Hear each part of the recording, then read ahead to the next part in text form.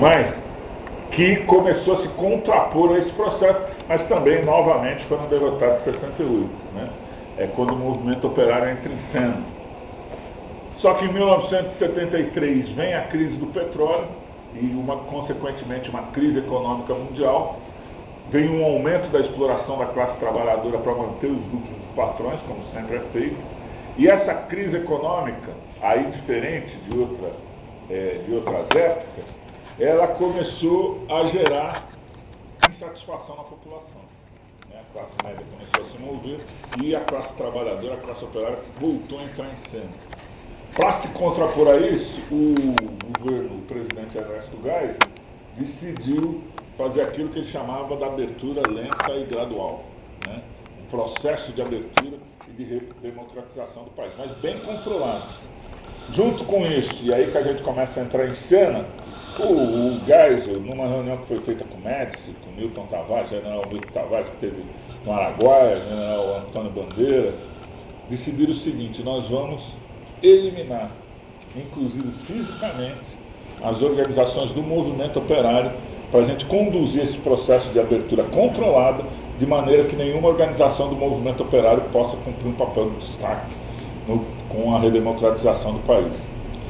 Então, a partir de 64, eles desencadeiam uma operação que chama Operação Radar, onde eles eliminam fisicamente, matando, certo? Uma grande parte dos dirigentes do PCB, que inclusive não estava na luta armada, mas foram vários mortos. Eliminou toda a direção da APML, que era a Ação Popular Marxista-Leninista. Realizaram em 1976 o massacre da Lapa, né? Foi quando mataram vários dirigentes do PCdoB, né? E prenderam os outros dirigentes do PCdoB. E em 1977 eles desencadearam uma operação que passou a se chamar Operação Lotus, que era a operação para exterminar a convergência socialista e aniquilar a convergência socialista. A convergência socialista nessa época chamava Liga Operária. A Liga Operária foi formada a partir de exilados que fugiram do Brasil, foram morar no Chile, na época com o governo Allende, e que ficaram lá até o golpe, né? E quando houve o golpe em 74, fugiram para a Argentina.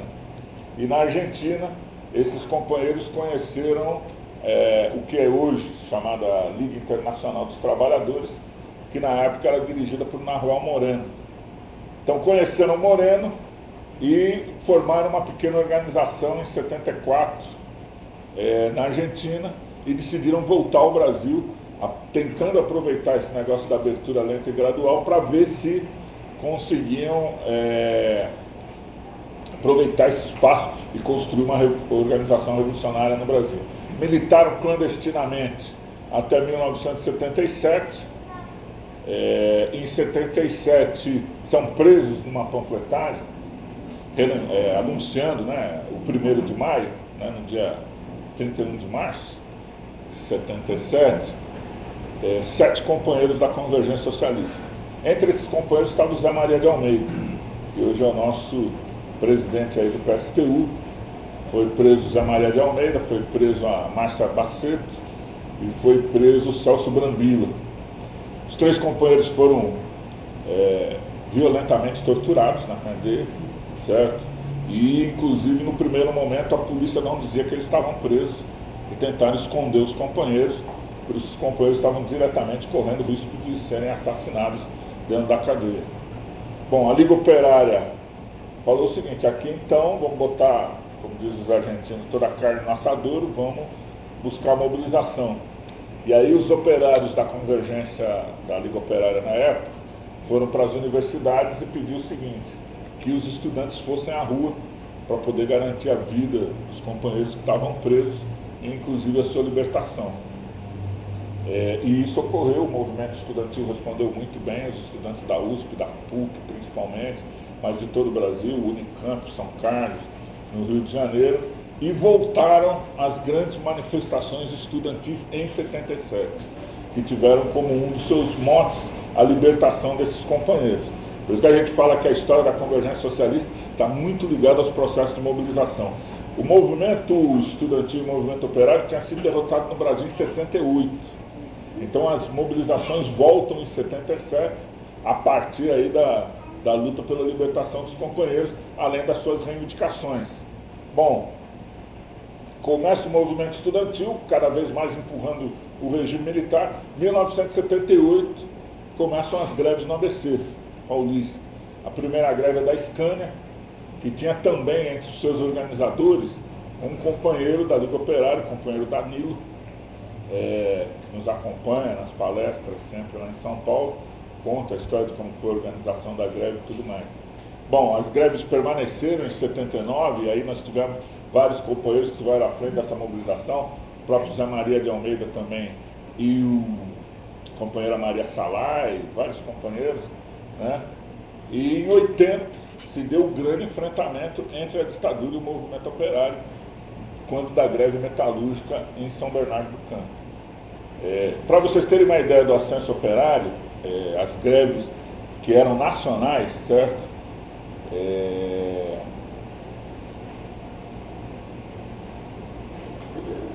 Em 78 e 79, vocês imaginam o seguinte: em 79, na cidade de São Paulo existiam 300 mil metalúrgicos, 200 mil foram a greve em 79, além do ABC. Existiram as greves em São José dos Campos, que também foram dirigidas por companheiros nossos, né? O companheiro Ernesto Gradella e o companheiro Tambaú foram quem dirigiram as greves de 79, Gradella era metalúrgico, né? Depois foi eleito vereador e tal coisa. Mas em várias cidades nós tivemos à frente dessas greves, Jundiaí, outra cidade importante, Santos, vários companheiros nossos lá, certo? E a tal ponto, antes de entrar em 80, essas greves foram vitoriosas em 79, que o regime militar, em dezembro de 79, baixou uma nova lei salarial. Uma lei salarial que garantiu o reajuste automático de salários semestralmente, certo? Um reajuste de 10% para todos os trabalhadores que ganhassem 3 salários mínimos. Foi uma grande vitória que se teve no final de 79. E em abril de 80 começou de novo as greves, né? E aí, principalmente no ABC, o regime militar veio para o endurecimento, trouxeram esse general Milton Tavares para reprimir a greve do ABC, se decretou que não se podia fazer nenhuma manifestação, as tropas do exército foram colocadas de prontidão, se restabeleceu o DOI-CODE e os aparatos de repressão, se preparou uma lista para prender todo mundo, e o grande enfrentamento se deu no 1º de maio de 1980, onde 150 mil pessoas participaram de uma grande manifestação, foi gente do Brasil inteiro, se fez fundo de greve no Brasil inteiro, deslocamentos e tal, e resolveu fazer a retomada do estado de Vila Euclides, certo? Quando 150 mil pessoas marcharam, a cidade estava completamente cercada pelo exército, helicóptero, tudo e tal, mas eles viram que teriam que fazer um banho de sangue e resolveram recuar. E foi uma grande vitória do movimento, né? Essas são as prisões. Em 80, né, vários dirigentes sindicais foram presos, entre eles Lula e mais 15 dirigentes sindicais, um dos 15 também era o Zé Maria da Almeida. Como vocês veem na foto aí, está o Lula, está o Zé Maria. O outro companheiro da direita é o Eduardo de Almeida, que também é um dos dirigentes da nossa organização, que foi visitá-los na cadeia, né? E que bom. A partir daí veio uma série de greves, né? 80, 81, 82, 83, 85, greve da GM, greve da Embraer, greve da Ford de Guarulhos, mobilizações estudantis e tudo mais, e que de fato derrubam a ditadura. A gente gosta de recordar isso, porque na verdade, como eu tinha falado, a queda da ditadura se deu a partir das mobilizações estudantis e a partir da mobilização da classe operária. Eu falo que nós que vivemos nessa época, né, um dos elementos que existe hoje é uma certa desmoralização da classe operária de não acreditar na sua própria força, né? Na força da sua mobilização, na sua capacidade de mudar a história do país, né? E quem viveu nessa época teve a oportunidade de ver que as coisas não são assim. As mobilizações mudam-se, se derruba regimes, se derruba e se faz mobilizações. Hoje que nós estamos vivendo na Europa, né, na Espanha, na França, que inclusive agora, dia 14, vai ter uma greve geral em Portugal, Espanha e Itália, contra os planos econômicos, e Grécia, contra os planos econômicos do governo. Primeira vez que tem uma greve geral em 4 países da Europa no mesmo dia, né? Então esse processo de mobilização que está se dando consegue vitória sim. Hoje nós vivemos numa situação diferente da classe operária brasileira, mas essa classe operária foi quem derrubou o regime.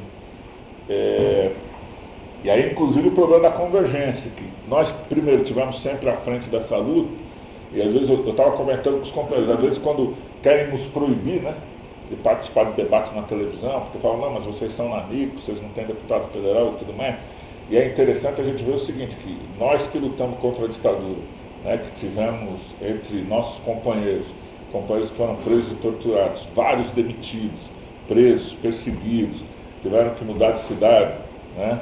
Por exemplo, nessa época a gente estava até brincando, a média de carteira profissional que a gente tinha era 8, 10 carteiras profissionais, né? Porque você não conseguia emprego, você tinha, e a gente usava a expressão que era esquentar a carteira, né?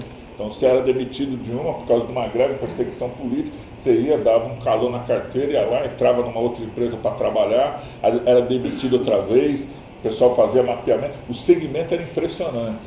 Então, eu falo, por exemplo, nós tivemos um julgamento agora de um companheiro nosso chamado Cipó, que trabalhava lá no ABC, e dentro dos arquivos dele da polícia, porque para a gente fazer todo esse projeto, nós estamos requisitando todos os arquivos da polícia e tudo mais, né? Da CNI, do DOPS, da ABIN e tal coisa, e você vê o segmento deles que é impressionante. Então, por exemplo, a General Electric, que era onde esse companheiro trabalhava, mandava informes para o DOPS, entende, sobre a movimentação da convergência socialista e da classe operária dentro da empresa. Nós temos um outro documento que mostra o seguinte, nós fizemos uma vez uma completagem na Scania, e a patronal mapeou todos os operários que pegaram nossos panfletos e depois qual máquina que trabalhava cada um. E tudo isso foi entregue para a polícia. Então era um segmento grande. Então você mudava de empresa, o cara sabia que você mudava de empresa. Fazia os relatórios e tudo mais. Né? Existiam infiltrados dentro da organização. São pilhas de relatórios dos congressos da Convergência Socialista com infiltrados, informes internos, sabiam quem era eleito para a direção, quais eram as intervenções que tinham e tudo mais. E como eu disse, isso não é segredo, né? Está tudo nos arquivos, não foi fruto de nenhuma grande investigação policial, nossa, que nós fizemos, vamos abrir os arquivos e você vai vendo que está tudo isso lá, né? Então nós que fizemos tudo isso, hoje não podemos participar, às vezes, de um debate na televisão, e quem controla o debate é a Rede Globo, do senhor Roberto Marinho, que apoiava a ditadura, né? Que deu dinheiro para a ditadura, que financiou a ditadura e tudo mais.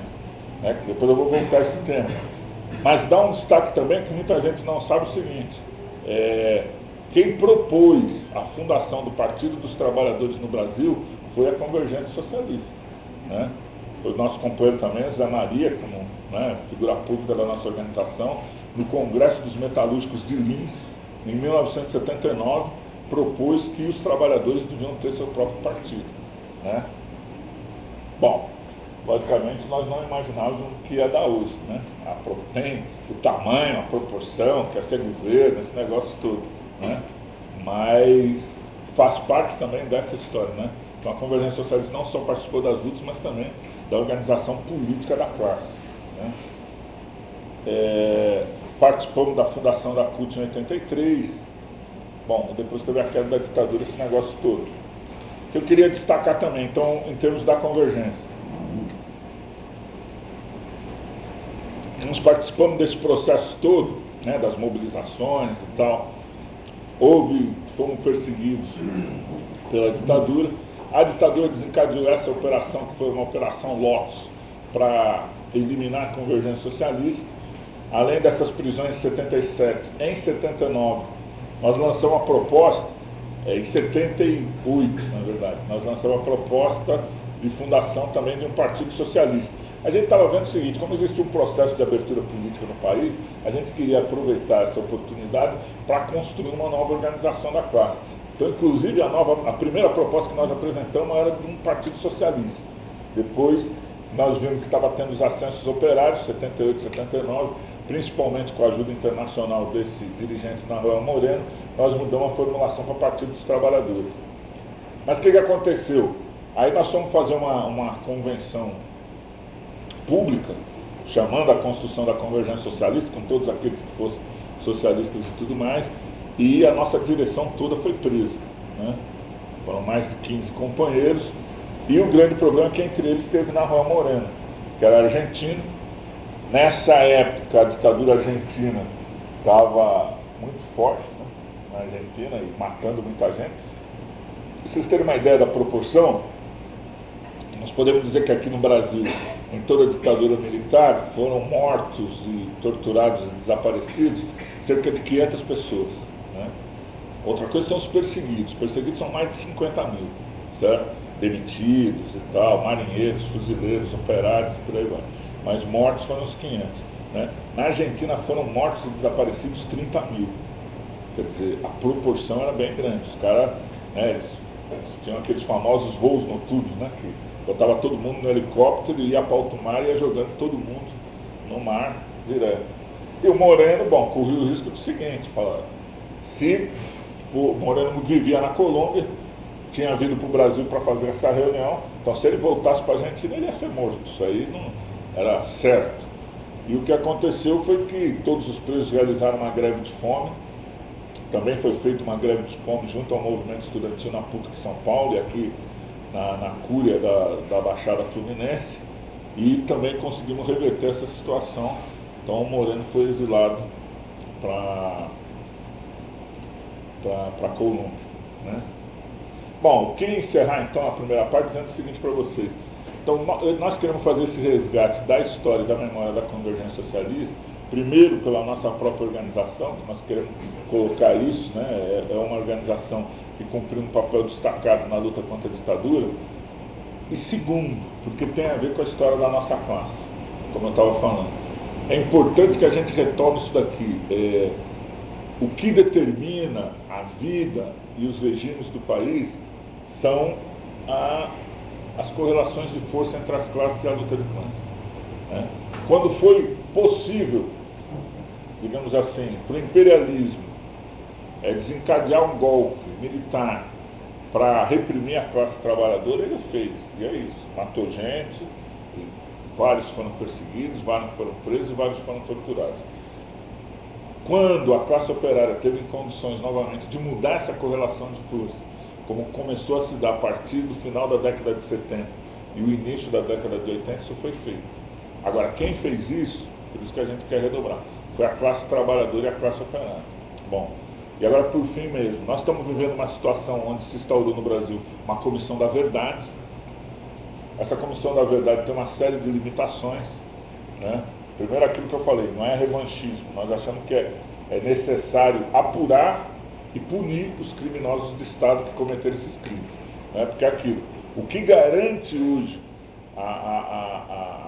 o assassinato, a tortura, as prisões ilegais, é a impunidade.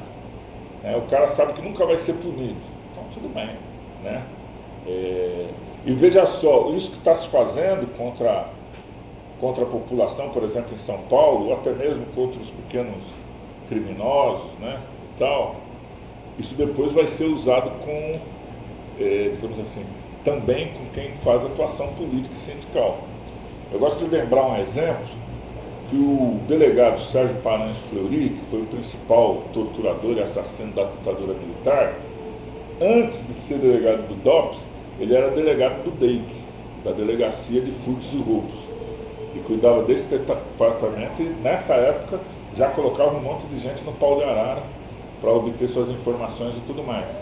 E também fazia toda uma atuação ilegal. Isso, quando foi necessário para o regime militar fazer isso, eles utilizaram o Fleury para isso. Eles trouxeram para o Brasil, para vocês terem uma ideia, um dos principais torturadores norte-americanos, chamava Dan Mitrione, certo? Foi mandado para cá, o cara era da CIA, do Departamento de Estado norte-americano, foi patrocinado pelo Magalhães Pinto, que era o dono do Banco Nacional, exatamente para treinar a polícia militar de Minas Gerais na tortura dos agentes políticos. Damitrione, depois de ensinar aqui no Brasil, ele foi para o Uruguai, né?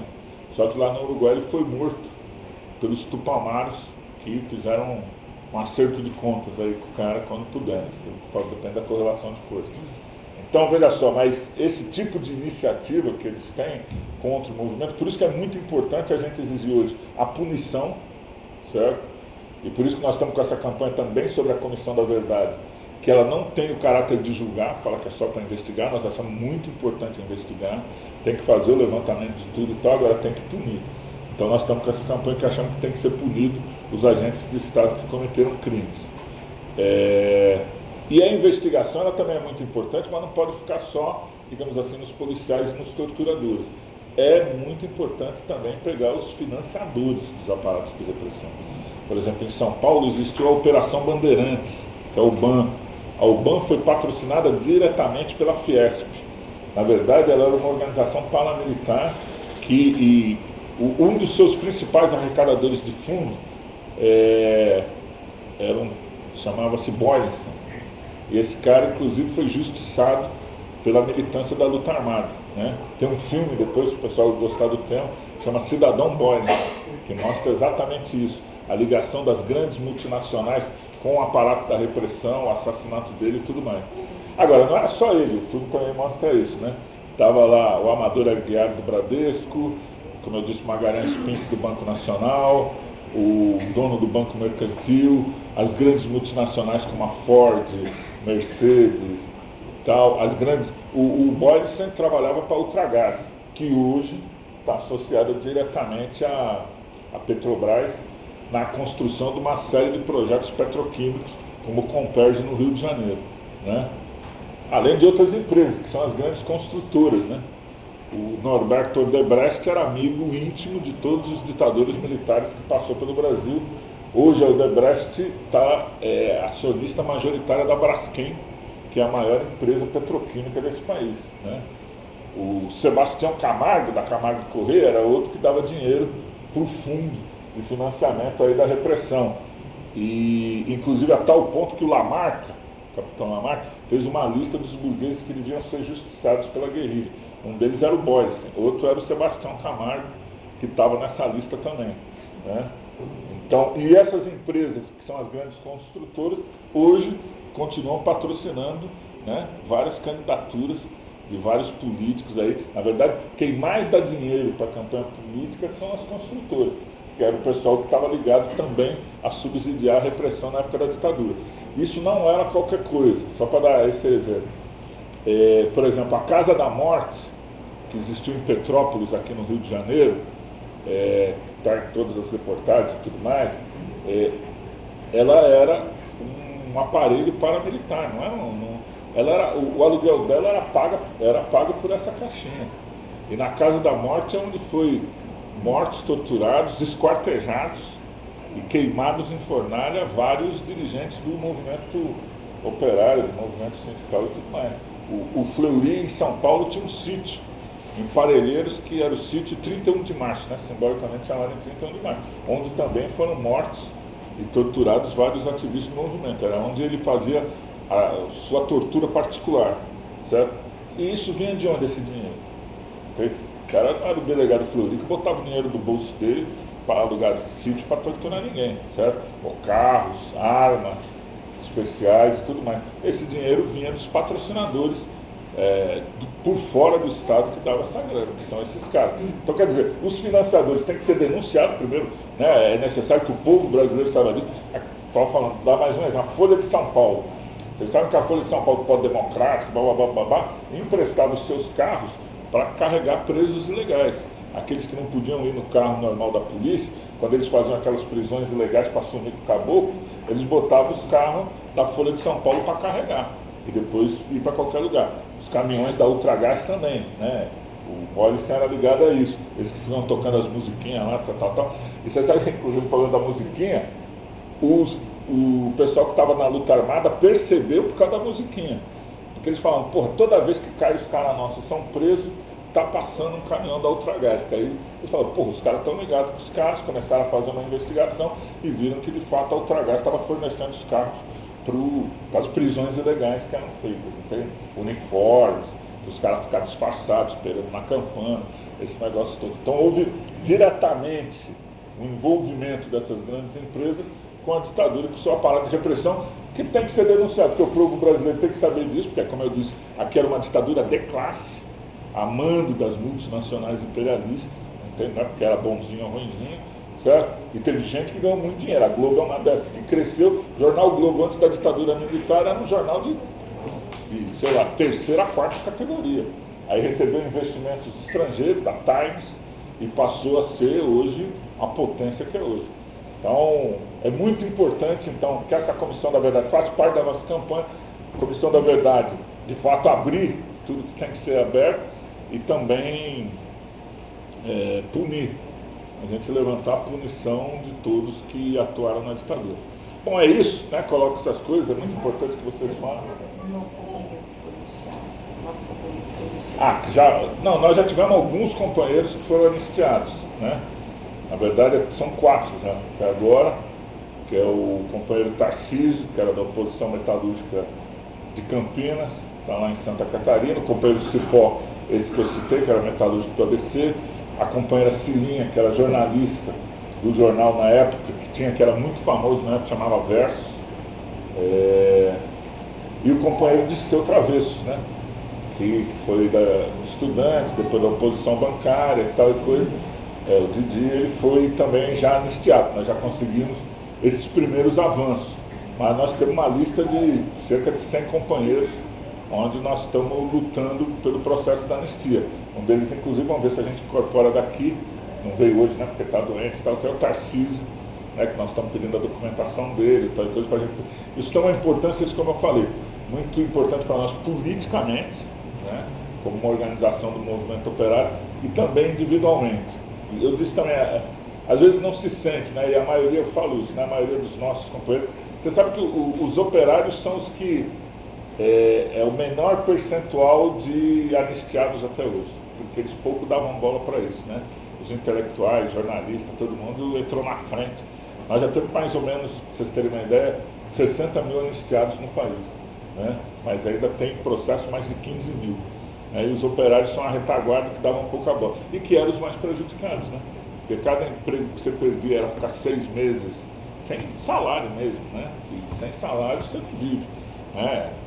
Para dar um exemplo, eu, por exemplo, depois de uma demissão da Monarch, lá, da greve da Monarch, que eu com o Mancha, nós abrimos um boteco, ficamos vendendo pinga, para sobreviver durante 3, 4 meses até conseguir arrumar um outro emprego, porque o operário só tem o seu salário para conseguir sobreviver, né? Ele não tem outra fonte de renda, então não tem saída.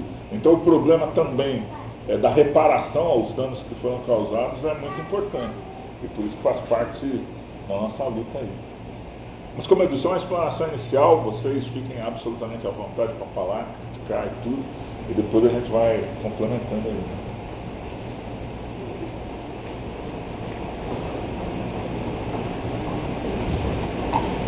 Então, companheiros, a ideia agora seria a gente abrir para o debate, certo? É importante ouvir a posição de cada companheiro, as dúvidas, adendos. A gente está abrindo aqui, certo? Vamos mais ou menos aí delimitar uns